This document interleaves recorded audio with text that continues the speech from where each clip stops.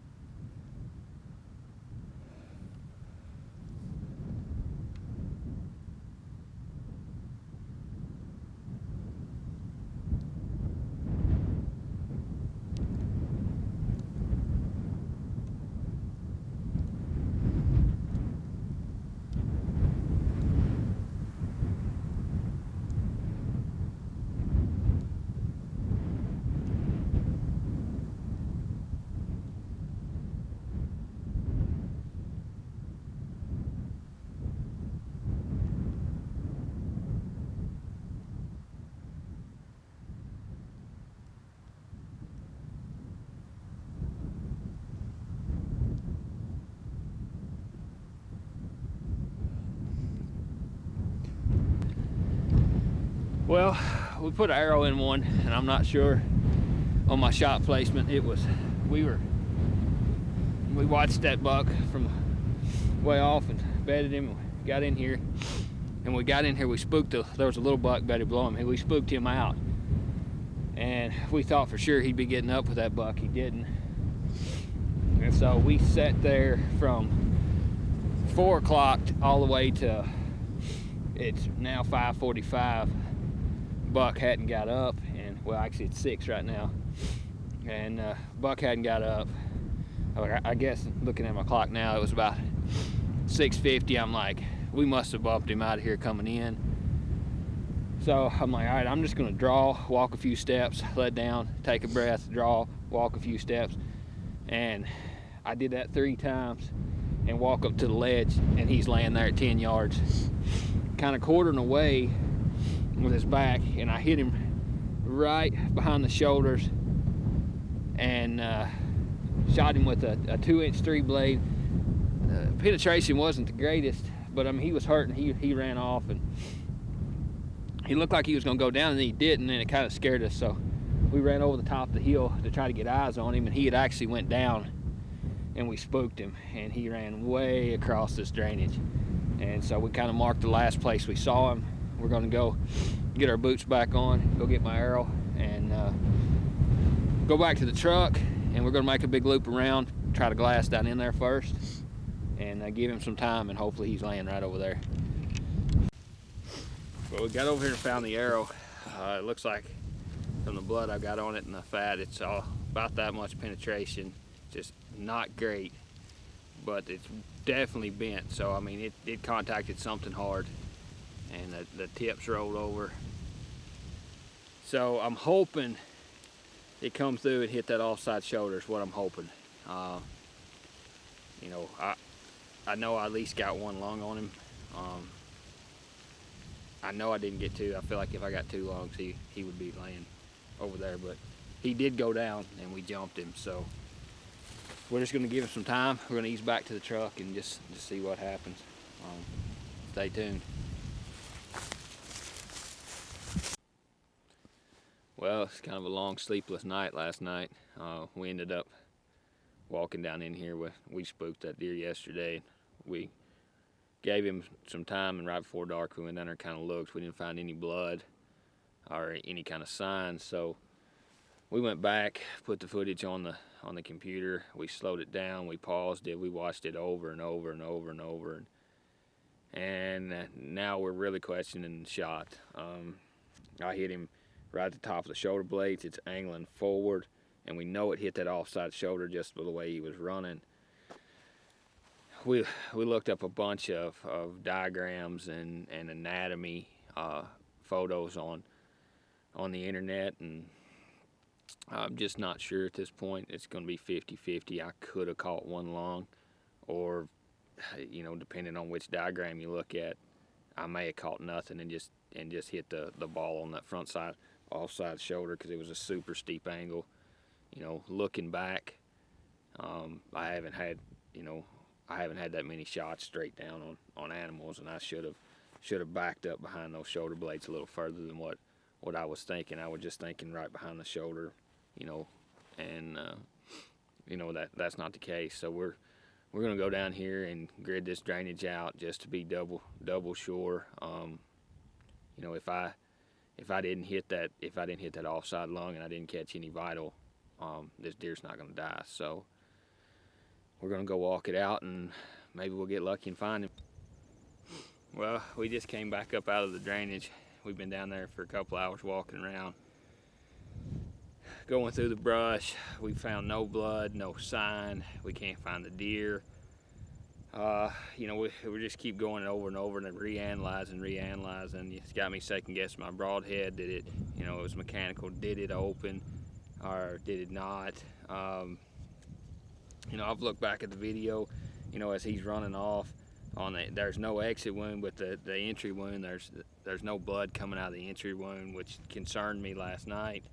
And I mean, we literally, you can see it on the footage, we watched him run a mile. And I've been on a lot of track jobs. I've shot a lot of animals, a lot of whitetails, not a lot of mule deer. This this would be only my second mule deer if I'd gotten him, but a ton of whitetails since I was a little kid, and it's just I've never seen a deer. Even if I'd gotten one lung, I've never seen a deer be able to run a mile and not stop, try to catch his breath, slow down. I mean, this deer never broke for an entire mile until he ran out of sight. So I'm 99% confident that this deer's still alive. That I hit through the dead space and into that off shoulder and didn't touch any vitals. So it's never fun when you make a bad mistake, but you got to deal with it. You can't let it ruin the hunt. We still got several more days here, and so hopefully I don't screw it up again. And if I get another opportunity, I'll capitalize on it. But I'm just trying not to let it get me down.